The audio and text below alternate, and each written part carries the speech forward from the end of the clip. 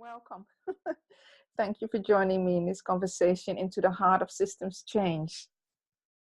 Thank you for having me, and I'm looking forward to this. Yes, and we started already talking a little bit about how we feel as women, right in this transition time where we are now, and so many changes. So maybe it's nice that we continue to explore that first before we go into the questions that go more into the research aspect of into the heart of systems change. Yeah, and I don't really even know what that means. I mean, I just wrote this out in the MIT press, and it's about the Me Too movement and the question of really what is sexual consent, and getting at the deeper, complex, systemic processes there. And getting away from this idea that it's just a yes or a no, for the very simple reason that there's an awful lot of yes out there that has nothing to do with yes. So there's a lot of people, men, women, and all of the genders in between, who are in a position where they have to say yes. For the survival of their children, for their financial stability, to keep their home, to keep their job, to keep their... And so does yes still mean yes when the conditions and the contextual processes of life make it so that, you really can't say no? And sometimes it's not even as clear as that. Sometimes it's even more murky. What are the relationships between people really built upon? And how much of that is cultural? I mean, how much of my idea of even what is feminine or masculine is informed by all the narratives of, Hollywood movies, of, ancient stories of princesses and princes and protectors and mothers, and what is beauty and what is the feminine beauty? Is that some, sort of delicate lipsticked beauty, or is, what is it? Where did I get those ideas? Are those my ideas? Or are they my culture's ideas? And just, even as a woman, how do I even begin to know how I'm responding to someone else? Is that response generated from me, or through all these other filters of even looking at myself from the outside, of being part of this kind of the conversation of what it means to be attractive, which is not necessarily, look at the trends of what attractive is across history and culture. There's no baseline to it. It moves all over the place. So I think it's good to look at that because it's so murky. It's so confusing. And it's confusing not only at this kind of externalized cultural level, but also at the deeper levels of even what makes my heart quicken, what makes my skin boil with desire, what makes me want someone, right? Because that's not just cultural, that's physical, that's hormonal, that's emotional. That's something in the relationship between two people that goes far beyond any verbal descriptions. And somehow that's all mixed up in this question of, what it means to be two women having this conversation, and how we set that apart from being two men or anything in between. Or, there's a lot of different possibilities outside that binary. And so I think I think it's a really good place to start a conversation from recognizing this place that we're in, where we are suddenly called upon in a sort of moment of history to be participants in a transformation of behavior and perception of, you know, of large groups of people around the world, and we're participating in that. I don't know that I would say, you know, I don't know that anyone's leading it. I think we're all just kind of in it. But I think it's really worthwhile to take a pause and recognize there's nothing clear here about where we stand, who we are, why we do what we do, why we say the things we say, what the hidden assumptions are, what the hidden identity indicators and influencers are. So, what does it mean to be two women having this conversation? And why is that relevant? Right? So it's just good to ask that, because it telescopes into a place where we know so much less about where it is we're speaking from. And I think that that is really necessary so that we can be confused and humble and lost and try to find little pieces here and there, but not to come in with the idea that, you know, I know my way around this town, because I don't. Yes.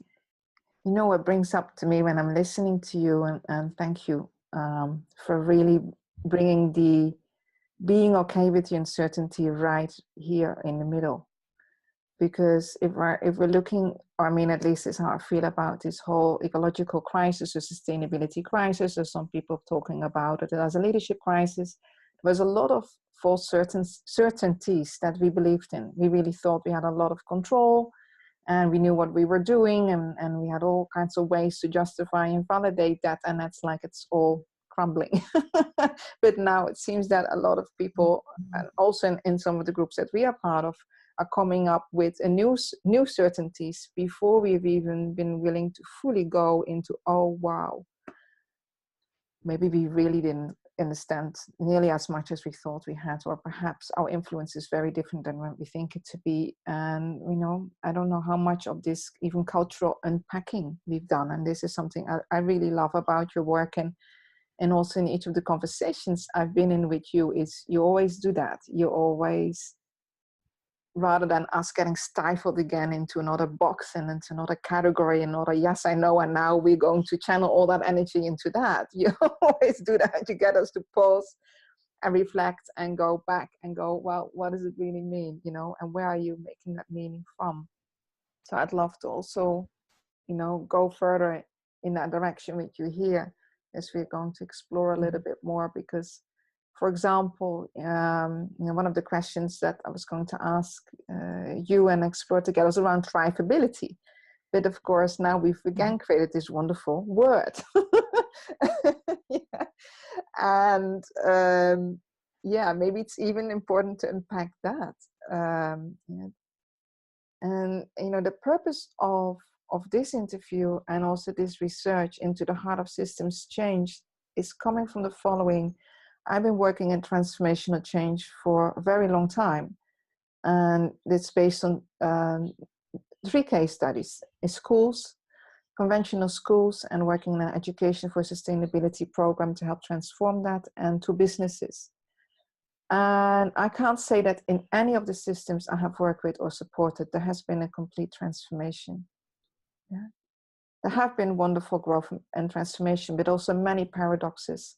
And what really came out in many of these case studies is people feel incredibly trapped and actually don't quite know how to get out of it. And it comes every time back to the economic system, even in the schools.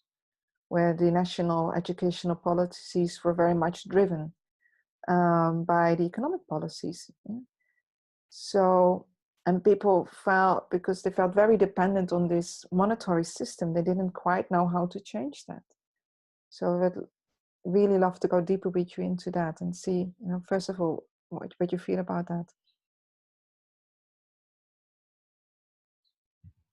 Well, I mean, of course. So I've had the same experience. I've been watching it for decades, Yeah. really seriously, since I was a little tiny child sitting at my dinner table with my family. And my father and his colleagues were having, I mean, I hate to say it, but in 1973, they were having most of the conversations we're having now. Yes. And maybe they were even having them better than we're having them. Maybe they were richer. There was more. Maybe not, but I think we have to ask ourselves, why? Why isn't there any change? Why isn't this moving? And I think this comes right back to the what we were just saying about who we are and where we are, and as men or as women, what kind of damage and pain and scars are we traveling with now? What are we carrying? Getting outside of the economic system is not just about money. It's about relationships. It's about recognizing that financial world gives us status. It gives us, or it takes away status. Yeah. It gives us some kind of dominance, or it takes away dominance. It gives us voice, or it takes away voice. It gives us relevance, or it takes away relevance. It gives us identity. It gives us a sense of self, a sense of worth. What does that even mean? Look at that word, worth. Is self-worth, right? So to think that the economic system has to do with economics is one of the reasons we can't seem to fix the economic system, because we can't stop wanting to have that material relevance in our communities. So we're right back to desire. We're right back to the question of who are we, of the self, of the, of recognizing that our understanding of even what makes us attractive or lovable has something to do with how much shiny stuff we have.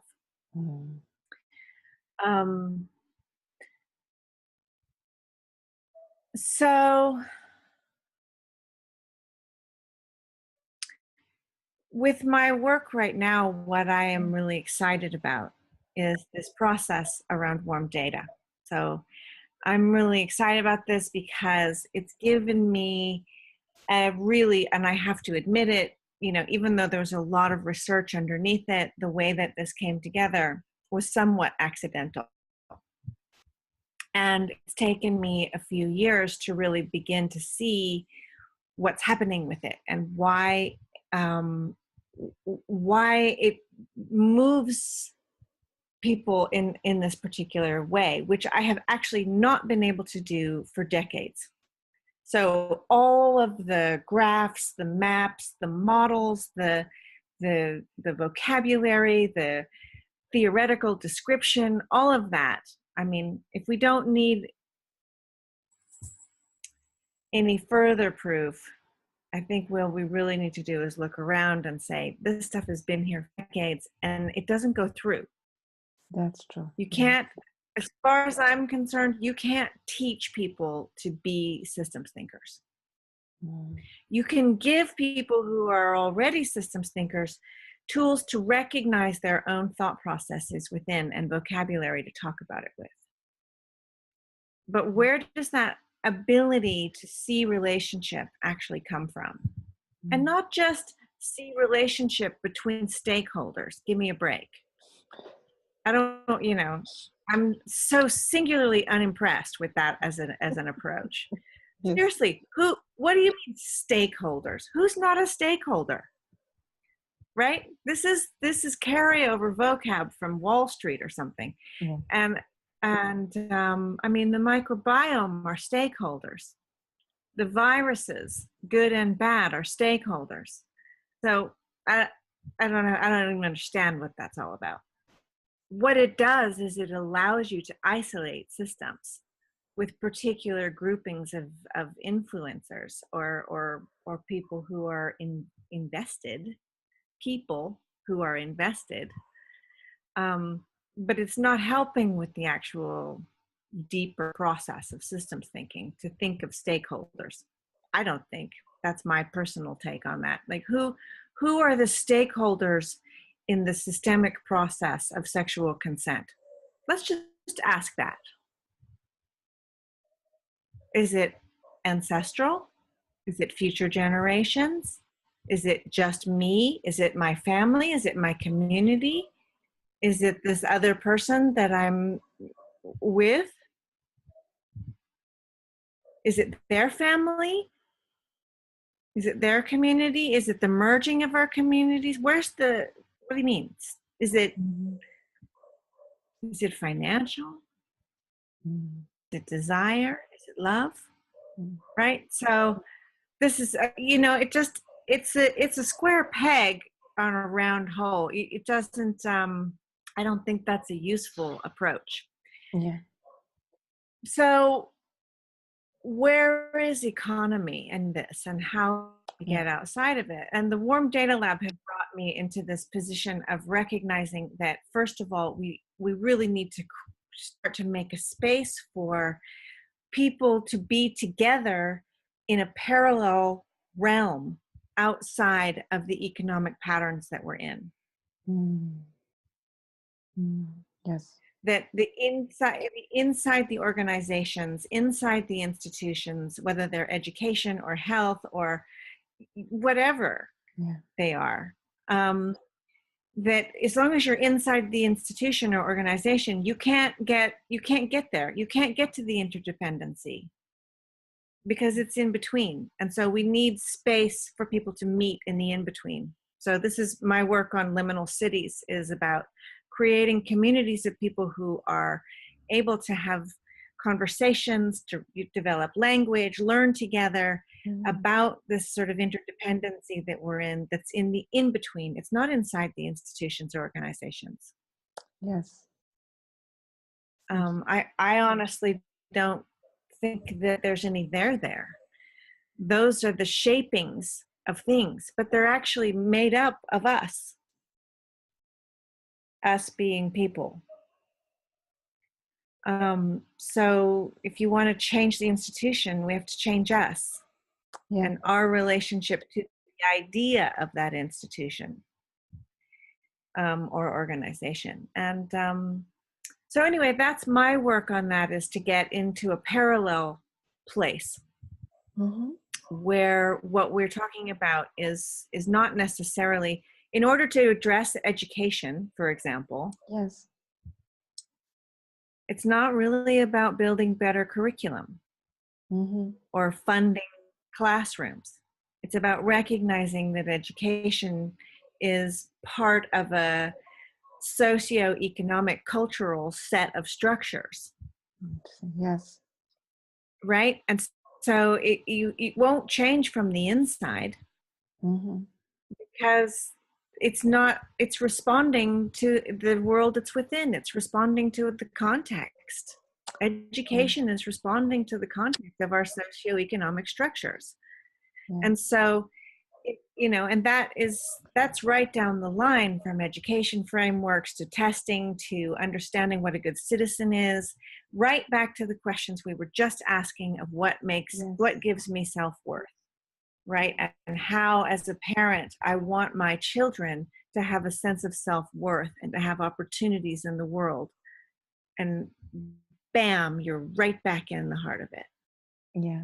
So change the curriculum all you want, whether it's Waldorf or Montessori or even Reggio Emilia, which I love. But it doesn't matter, because that thing that we call education is not an isolated project. So if you really want to change education, you start with the culture. Start with the parents, not the children. Yes. This is very helpful because, you know, your feedback is helping me and better understand also some of the transformational strategies that I developed in Mauritius, and better trying to understand our warm data, so to say, that we got from that. What I Yeah. noticed, yes, is in the schools, for example, indeed, changing curriculum make absolutely no difference. Talking about sustainability in the classroom, also not. But when I started, for example, created themes, overarching themes, so I said, let's, in one semester, we're all going to talk about water. And I'd like to ask, you know, the teachers from mathematics and biosciences, and then the one in the arts, and then the one in the languages. So what I did is create overarching themes whereby the teachers and the students needed to have conversations around that, cross-fertilize, and then express that, for example, in their poem, in their writing, and artistically. Then we started to see a change. In the businesses that we worked with, whenever I introduced kind of a new interaction incentive between the different members of the organization, so management teams and employees needing to have a dialogue together, exercises where they would play each other out so they could no longer just stay in that little corner, only then did we start to see some changes in the culture. So what you just shared is very, very valuable feedback to get better insights into, for us also to understand when we applied this kind of strategy, because everything that we did was by going by learning approach. So nothing was pre-designed. There was no model to implement. There was no prototype to work from. Everything was bottom-up approach, you know, being in the system, feeling the system, working with the people, listening to them, looking then where would to be an opening, then again evaluating that together as a group, learning again, listening again, everything in a learning by doing approach, it started to evolve. Yeah. And so it seems to me as well, and the other thing that we found in the research is that by creating, I mean, it's a bit technical, and again, there's of course a danger of terms, but a different state attractor. Yeah. So giving people somewhere where they could come into a new experience of themselves and each other without being told that, but that the invitation was so clear, yeah, that there was a space for them actually to co-create that new experience just by being with each other in a new way. So maybe a little bit further. Well, yeah, I mean, that's what I'm absolutely what I'm working on, and what is working so beautifully with this warm data lab process. Because I mean, you know, I learned something so incredible, which is that this idea of interdependency, of understanding systems, of envisioning and holding the conceptual process of interdependency, which, you know, can be kind of boggling. It can feel like it's much for a lot of people. They think, oh, I can't possibly do that. My head will explode. There's too many things to keep in mind. And I respect that, that it's daunting and that it can take time, and, you know, so on and so forth. Also, you can't really have a conversation or eat a meal or walk across a room without engaging in all these complex processes. So I like to say to people, you know, don't sweat it. You're doing it anyway. It's that thing, you know, when your child is learning to ride a bike and they're like, I can't do it. But they're riding down the road without you helping them. And you're like, you're doing it. You're already doing it. And they're like, really? And then they fall over. Yes. but it's a little bit like that. We are actually already doing it. And so in the warm data lab process, it's, like you said, it's not, I don't give a map. There is no model. There is no, me telling people how to assess the, interdependent relationships between the different contexts of a system. I don't need to do that. You know why? Because it's totally different for you than it is for me. Mm. That's an amazing thing that I learned. So I had this idea that there was some interdependency that we would find together. What I didn't quite recognize for many years was how different that interdependency was for you than for me. Mm. Mm. So what happens in this warm data lab process is that people move between these various contextual stations in a room that are given the titles of various contexts having to do with whatever the topic is. So we're doing health, we've got, economics, ecology, education, culture, media, all these different contexts, right, that are part of that. And, I could tell you, for me, what the interdependency looks like between those different contexts and health and how I'm thinking about health and who I am and so on and so forth. But what is the most incredible thing is that if you were to tell me about your interdependency there, and if we started to tell stories about our various experiences and this and that, what we would learn is that it's totally different. Mm. So for me, this was a big breakthrough.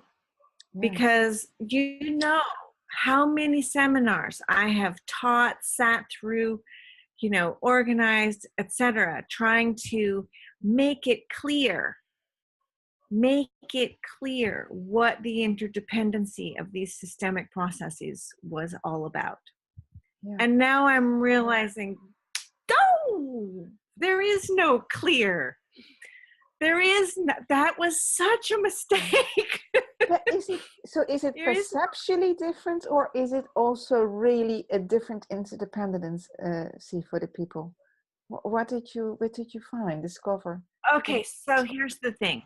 Yeah. Right? That the way that you are, Yeah. so the experiences of your life, your language, your experience in your body, the way you taste food, the way you perceive, the way you speak your languages, everything about your life, from your genetics to your love affairs, right, informs the way that you are allowing the organizations of learning and knowing to take place in your body. It's not conscious. This is not at a conscious level. Yeah. Right? If I give you a bowl of blueberries, the memories and the flavors and the way that those blueberries come into your body is not the same as my relationship to blueberries. And that affects everything about how we think about those blueberries, right? So the blueberries are just an example, but when we get into this multi-contextual, trans-contextual processes, the organization, the linkings, the connections, the remindings, the associations, the memories, the way that they organize, that's all you, baby. And I could try to come in with a very structured, clear diagram of how the interdependency of blueberries is. And you could look at it and say, yeah, that makes perfect sense. But in that internal world, there's another whole thing going on. It's really important and fundamental. Look at almost every organization, they have a shared vision and mission statement, because they want to create coherence between these interdependencies, and they'd like to in some ways get control over that, right? So this is almost like contrary to what almost every organizational model out there is about. Yeah, I know. And it's so exciting because what's happening in these warm data labs is that people who've never heard of systems, who've never done any systems. They could be a group of 18-year-olds. They could be a group of, whatever. Yeah. What they come out with after about an hour and a half is a sense of systemic interdependency, the likes of which I haven't seen in people who've spent decades in the theory. Wow. So because this stuff it is intellectual, absolutely, but it's intellectual in so much as the intellect is deeply attached to communication, to relationship, to context, to the body, to memory, to history, to imagination. So we in the systems education business have been trying to produce an intellectual model. Yes. An intellectual set of workable indoctrinations and designs and possibilities for people to make connections through. And I think, to be fair, there's been a lot of connections made at that level, but the deep ones are still hungry. They're not fed by that. That's an intellectual process. So, how many people I know that are, kind of celebrity ecologists that are also kind of womanizers? Yeah. Yeah. Right? So it isn't about do you walk your talk. It's about, is this in your bones? Yes. How do you treat your children? Yeah. Yeah. How are you living your life? I mean, what is the food that you're eating? What is your relationship to the most intimate processes, and how much of your systemic understanding of the interdependency of life is resonating in those moments? This is interesting because, my father, he's retired now. He's a professor in child developmental psychology, ecological psychology from the University of Nijmegen. And after, 50 years of research, what he found is that it comes down to this, what he calls a stance. So he doesn't like the idea of worldviews and all of that. He feels this is way too cognitive. And when he looked just at how children develop, then it's a constant interaction with their environment that generates also their stance, and their stance also creates different opportunities for these explorations in the environment and vice versa. So it's this constant exploration of their own interdependencies and interdependencies with the environment. And I've been trying to explain that concept of a stance to people in the systems thinking world, and I have not found much openness around that, or even much in the literature. What you're describing here comes very close to what he's been working on, just experimentally, by observing for a long time. Well, I call it a stance too, so it's not an accident. Yeah, because the thing is that this is not about strategizing. No. Or you can prepare for a marathon in a couple of different ways. Yeah. Right? You can prepare for crisis in a few different ways, whether it's a marathon or a heartbreak or a whatever. And one of those ways is to see that you can figure out what's going to happen and control the happening. All right. If you can go on a marathon, you can map it all out. You can know I'm going to have this much uphill, this much downhill, this many miles, this, that. But what actually happens on the day of, in the moment of, there's an ankle twist, there's there's things that come in that are life. Complexity just produces emergent life. So things happen. And it's not really about preparing in that sense. It's about preparing for anything.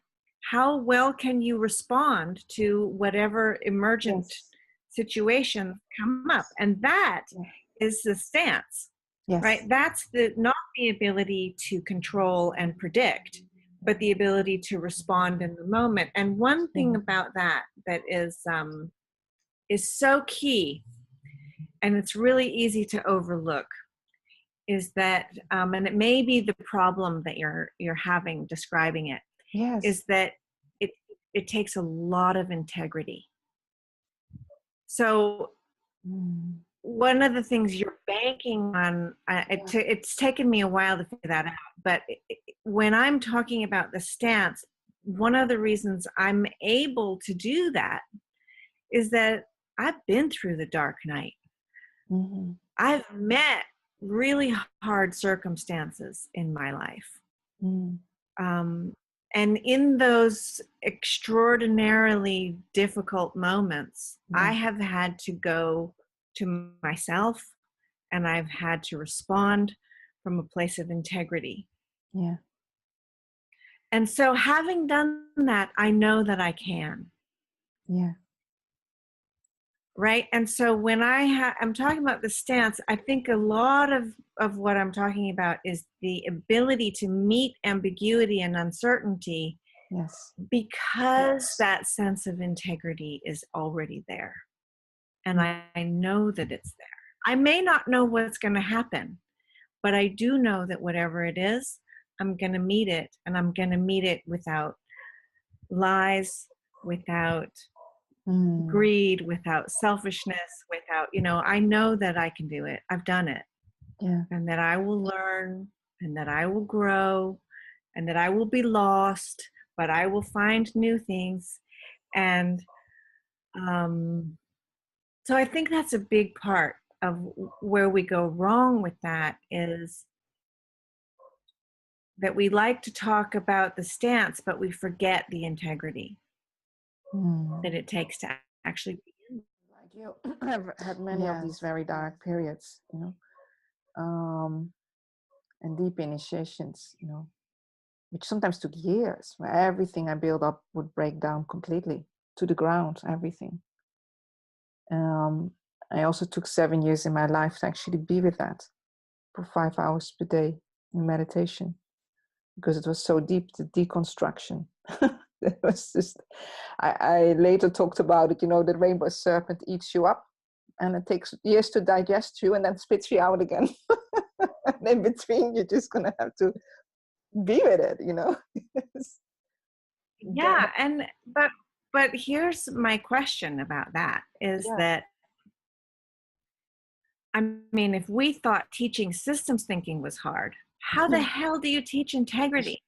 Yeah. I mean, because I have a whole bunch of kids. I have 2 of my own kids, and my husband has 4 kids, and we have 6 kids between us. And I'm saying this because I think that this intergenerational relationship is really important. I mean, you've talked about your father, I've talked about my father, then there's next generations. And ultimately what I see as being the connective tissue here is really this intergenerational conversation. And that includes, what does it look like to be unsure? What does it look like to look inside yourself? What does it look like to show your children that you don't know what the right thing is, but you're willing to work to find it. You're willing to try new ideas. You're willing to listen. You're willing to approach things from a sensibility of, I don't know, but I'm going to try. And we're going to screw up, and that's going to be okay. Yeah. And teaching that means not telling people. You have to live it, and to live it explicitly, because a lot of that contemplative process it can be very internal, and it can be very silent. Yeah. But what I'm finding increasingly is that vocalizing it, especially with my kids, that having conversations when they're in the room that includes them, that's like, we don't know what to do about your education.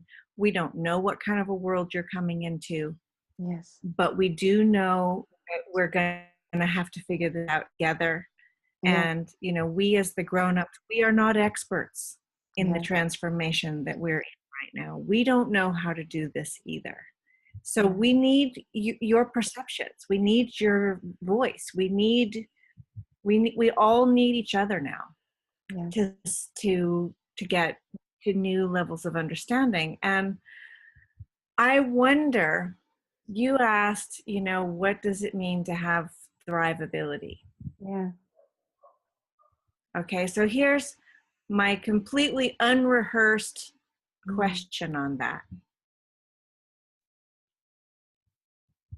Is what does it mean to develop shared integrity?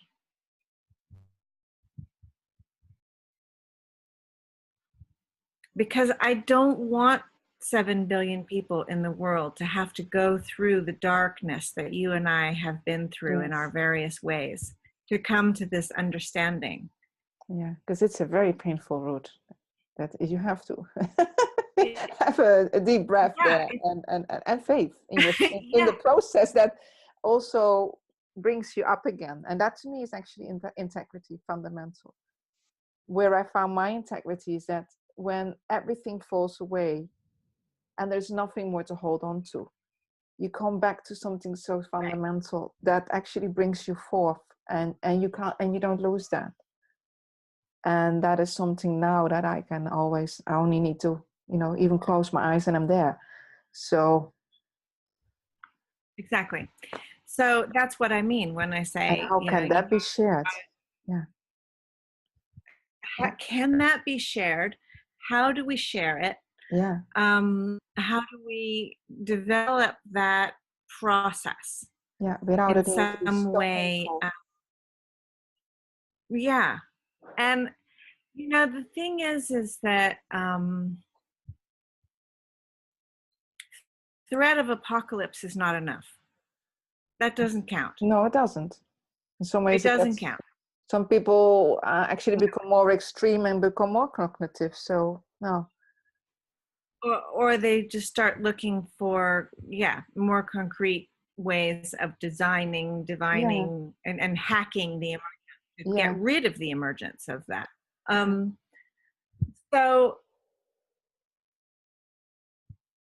anyway, that's sort of where I would respond to that thrivability. But that's the heart of systems change for me, so this is why I chose that title for the work, because to me, going into the heart of that is where you land actually in that question, and you're really willing to go the question together. You're not trying to immediately come up with an answer, which stops the journey. Yeah.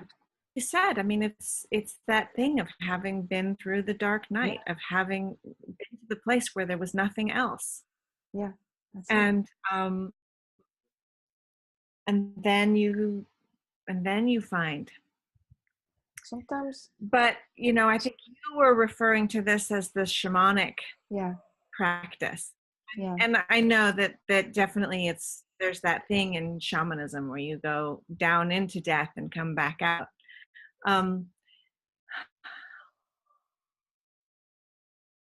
My dad used to do this thing where he would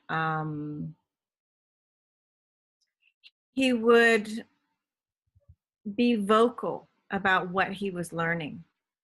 And so he would always just say out loud, especially around me, oh, I used to think things like this, but now I'm seeing it's like this, or I was wrong about that. That's beautiful. He would say. Or what is your idea? Because my idea feels incomplete.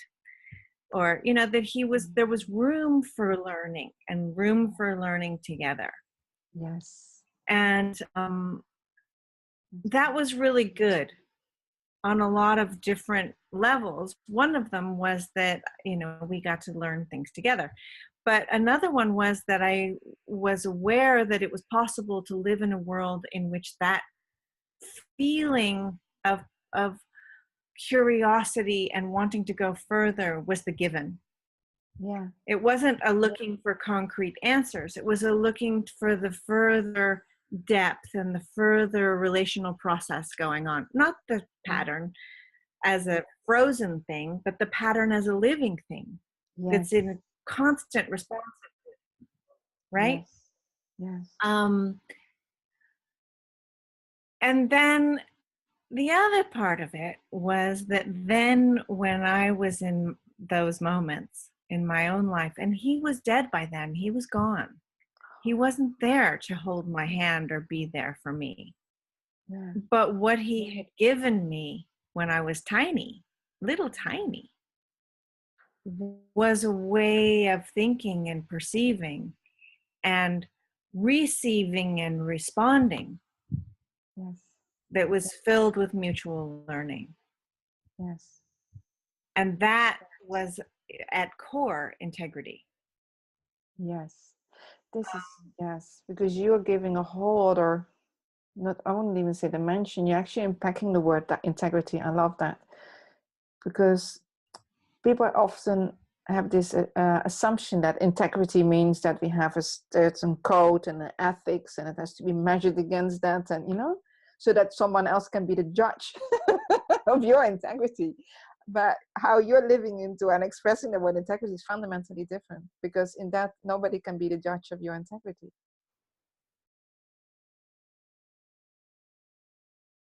No, it's like the stance. It's about the context, right? Exactly. And yet, all of our stories are filled with this. Just look at Harry Potter, for Yeah. example. Harry Yeah. Potter is this story of this little boy who breaks all the rules Yeah. because it's the right thing to do. That's right. He, Yes.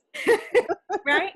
He breaks the rules because his integrity is stronger than the structure of the rules. Yeah. Yes. And ultimately, this is what it means to go into new territory, to go further. Yeah. But that And means he's to true to something deeper that also guides him and unfolds through him, and he's willing to be in that process. And there's another. right. And Mm-hmm. yeah. So, I mean, don't you think it's great when we're talking high-level systems theory to Yes. refer to Harry Potter? Yeah. Well, but that's always the magical kind of approach is my whole way always been into that, because that's my natural stance in the world, not academic, which is why it's been really quite a challenge to do this in academic institutions. But my stance in the world is, okay, let's take a big pot, cook it up, put something else old in that we don't expect, and let's have a look what we're gonna get now, yeah. And be happy to be surprised, and that's actually the joy. I love discovering, so I love learning because I always love discovering new things. And I get bored with the known. So maybe in there for a little bit, and then it's like, let's get out of here, Yeah. Yeah, I mean, and I think for me, I just, there's a lot of discussion right now around trust. Yeah. And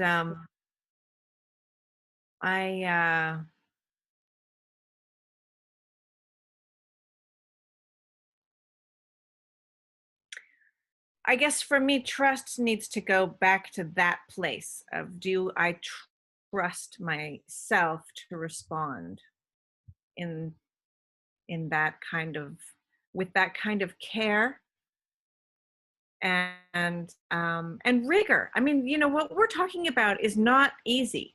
No, it's Right? not. When we were talking about what it is to be what is the feminine, what does it mean to be two women having this conversation, and we take that subject and we go bam and we open it up, and pretty soon you're like, well, wait a minute, what the hell is the feminine? Right? Where did I get this idea of the feminine? Is that somebody's mythology? Is it some magazine? Is it like the stories I was told? Is it, where did it come from? Is that what's real, or is that just, right? So it's that ability to look at the rigor of it and push hard and not just park somewhere in somebody else's concept. Yes. And so it's that, do I trust myself to keep asking, to keep looking, to go further, deeper into the process? And not just, that's why those models drive me bananas, because they're parking spots. Yes. For context, right? It's a conceptual parking spot. Yeah, and sometimes for me, that's like, it's like the exact opposite of what we're looking for, right? The parking spot versus the stance. Exactly. And for me, you You can't do the stance if you're looking for the parking spot. That's it. Yeah.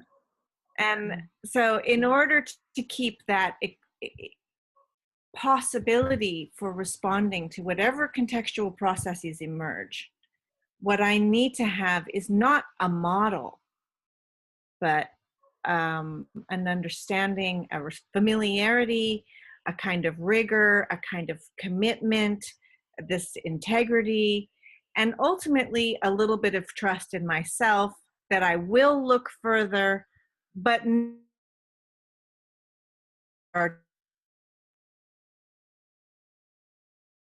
however you want to put that. I trust that I don't know. Yes. Or I don't trust my knowing. However you want to put it.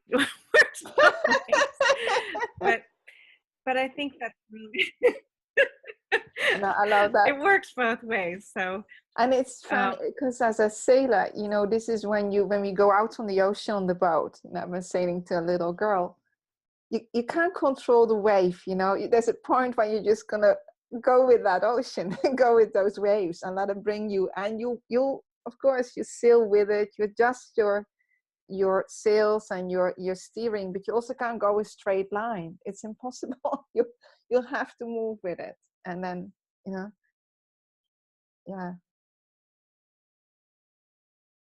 Yeah. So there's one. The line was. Okay, go ahead. Yeah. There was one thing I wanted to explore with you to complete this. Because, you know, when we talk about trust, very often people have assumptions that trust means that we either understand the same thing or we are somewhere the same. We started the journey with everybody's different. Everybody's interdependencies are different, and our experience also of that is different. It's unique. Yeah. And if we're looking at our society, common agreements, common laws, common regulations, it seems that we always think that we can only have trust in the future and trust in something going the right way if there's something the same. So we've tried to do the opposite of that. And now, how does that, but like here, yes, our interdependencies are different. But we have a very similar, I can't say same because I don't know your experience, but I feel we have a very similar experience around our stance in this, yeah? And that also opens up whole new ways of exploring together as well. So how important, or is it at all important, that there is some places where our different interdependencies and experience of that meet for trust? You know, they will meet. That's exactly the issue. They will meet. If you allow the kind of, I mean, it's sort of like anarchy. If you allow the kind of possibilities for those, for your interdependency and my interdependency to be alive, then they both share life. Yes. Right? But where are you drawing the consistency? And where we get caught is we want to draw the consistency at the level of the model, not at the level that it's alive. Yeah. So I think that's the thing that for me is the real sort of substantial difference there. Let it be alive. Let's meet there. And however I get there is based on what's alive inside of me and between us. And nobody can write that down for us or find a scaffolding for it or structuralize it. Yeah. We can create a context in which we might find that aliveness. Okay? One of those contexts is something like a forest. Yeah. Right? So, ironically, I would also say that one of those contexts is something like society. But right now, what we're finding and where we're connecting at the societal contextual process is in a place of contortion and distortion from larger interdependencies of the biosphere and of life. But we are finding them. That's why we can't get out. Mm-hmm. Why we're so stuck is because we are finding living process in our societal structures. It's transcontextual. It's different for you than for me. It's all the things we've been talking about here. Yes. It's just that the system that we're fitting within is destructive to the larger, deeper, wider, and more alive systems.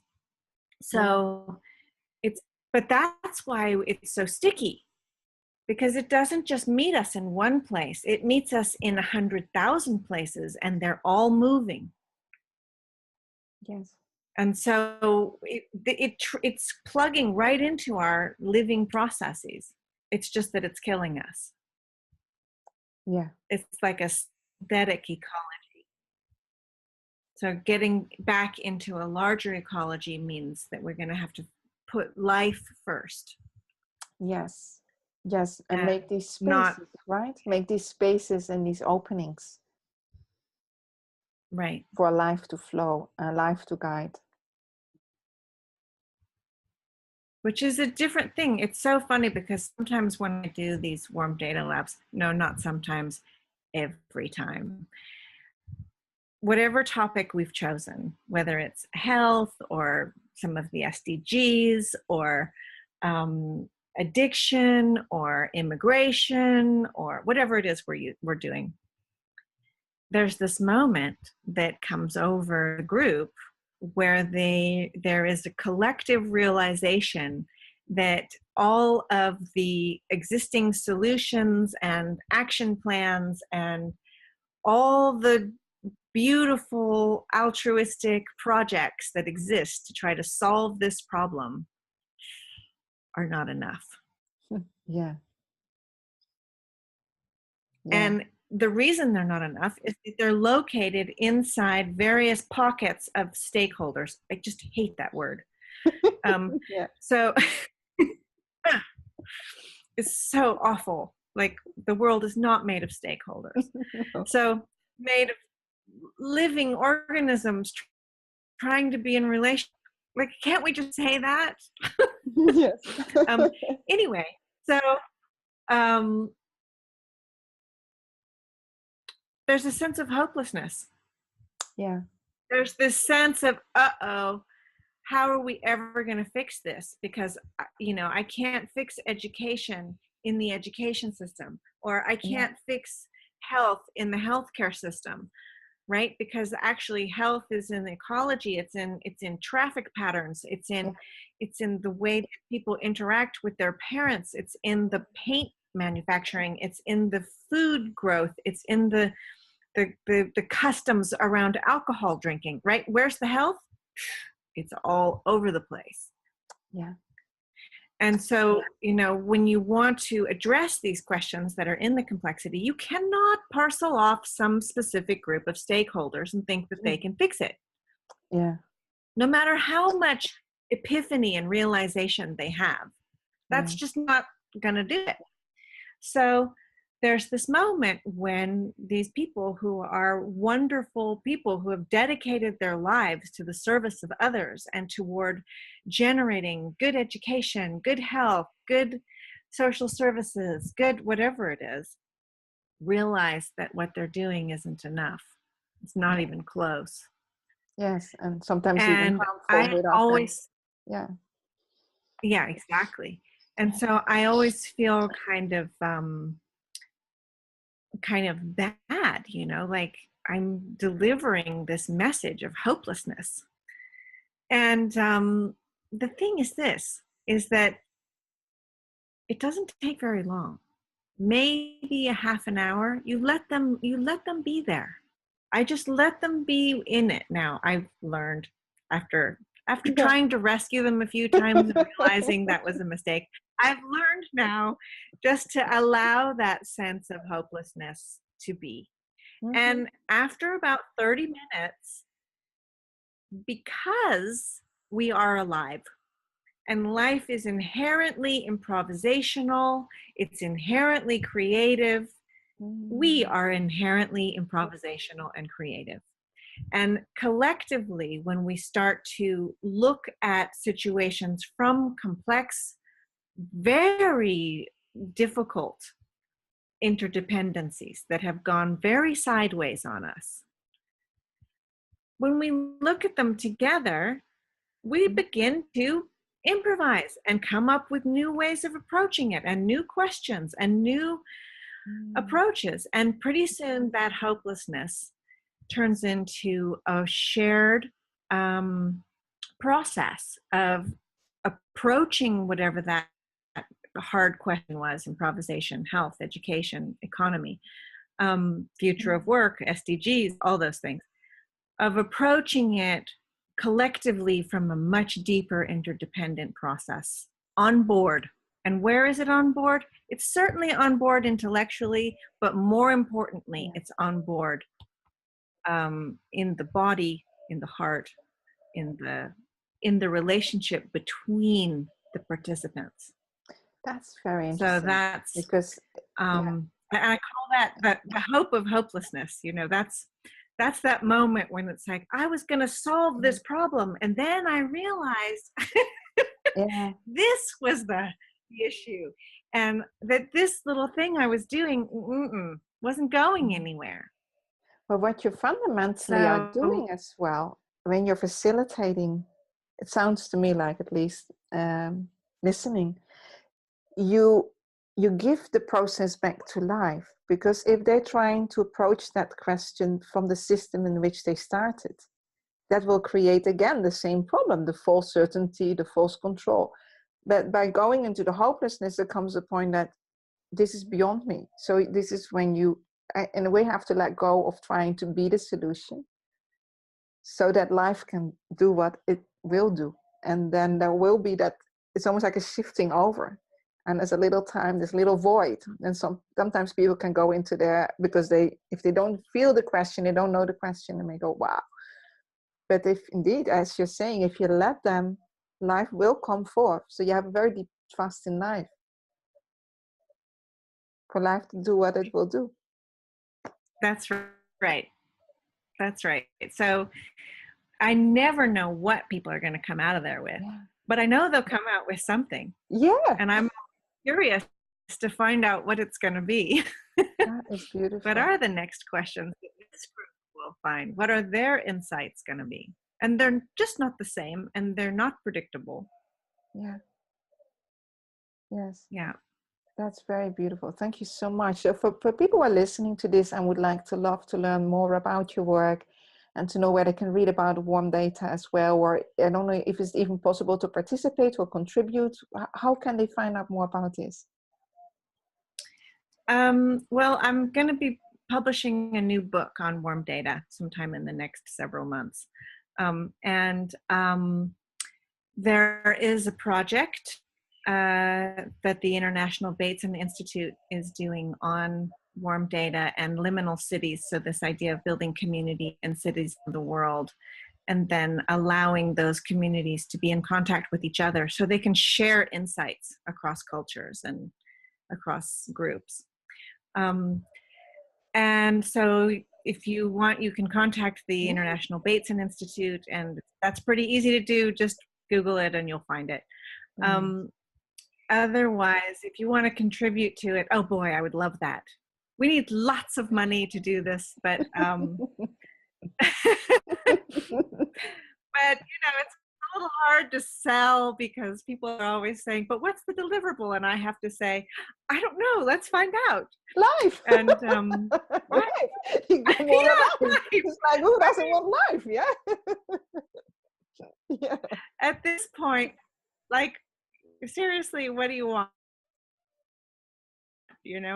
Anneloes, or the possibility for something to happen. For me, I'm choosing that possibility for something to happen because I'm thinking canned solutions have really not done us much good so far. So Also, I have a book out called Small Arcs of Larger Circles, and that book is an invitation into the multi-textured experience of living in this sense of interdependency. And it's so there's, you know, sort of scholarly essays in there, and then there's also erotic poetry, and there's short stories, and there's personal stories. It's about parenting and food and rape and the ecology and mutual learning and neo-fascism and all sorts of things. All in one book. Identity. That's amazing. All in one book. I'm going to order this book. Do you have it? Yeah. Oh, you'll. I'm sure you'll like I it. love that. I'm Yeah. going to buy this book. Yes. Yeah. So, other than that, I have a blog, and I do I'm very Facebook active. I've found that to be despite the fact that Cambridge Analytica is using it for their evil doings, for me, it's been a really great way of inviting thinking that's non-polarizing in these polarizing times. I use my Facebook page as a place to open questions bigger than the polarity that the culture is generating them in. So I don't think I can accept any more friends, but I think you can follow it. Yeah. So there. Oh, that's fantastic. So Twitter. In Twitter. So in closing and completing this amazing conversation, would you have any kind of message that you could share really from your heart for how you are feeling right now, for all those people that are still feeling hopelessness and they feel trapped in the systems and they feel really deeply concerned and they're just looking for their next impulse? What could you share for them? Mm-hmm. Well, I mean, I think what I would share is warm data lab or no warm data lab. People just we have to find each other now. That we're going into a time of enormous transformation, and that we can't do it alone. And a live thing that we have is the connective tissue that joins us. And I'm saying that because it's become really popular to have all kinds of us-them narrative. And, that actually just has to stop, because the survival of our species is, and we need, as living beings, nobody gets to be dominant. Nobody gets to be more important than somebody else in this process. Nobody's the leader. Nobody's the follower. This time we're in it together. And that is the evolutionary step, is to be able to recognize that togetherness is the same step as recognizing our interdependency. It's the same step. So, all this bullshit about leadership, give me a break. Anything that creates dominance, financial dominance, social dominance, get rid of it. Because that is going to interrupt the process of recognizing the level of mutual learning that we need to engage in with each other and with other species as well. This, it's not just us. And that not all of this is conscious. A lot of this stuff is happening in the underground. I am in a state of mutual learning with my microbiome in my digestive system that are trying to figure out how to live in a world where my sea salt is filled with microplastics. Okay. Mm-hmm. So, that we're not alone in this. So how do I help support the microbiome that's trying to digest microplastics? How are we going to figure it out together? Okay. And then allow that process across generations, across cultures. And it's about listening very, very carefully and getting as far as we can away from the ideas of just go for it, just do it, just take it, just go. All of that thinking is so deeply colonial and violent. That's a violence. So now it's about pause, allow yourself to be lost, honor the confusion, be in the hopelessness, trust that you will find creative process and integrity to get through it. But don't go grabbing on to some false security, some false concreteness or false model or false hope, because that's just a deterrent. Those are my final words. Thank you. Thank you so much. I really appreciate it.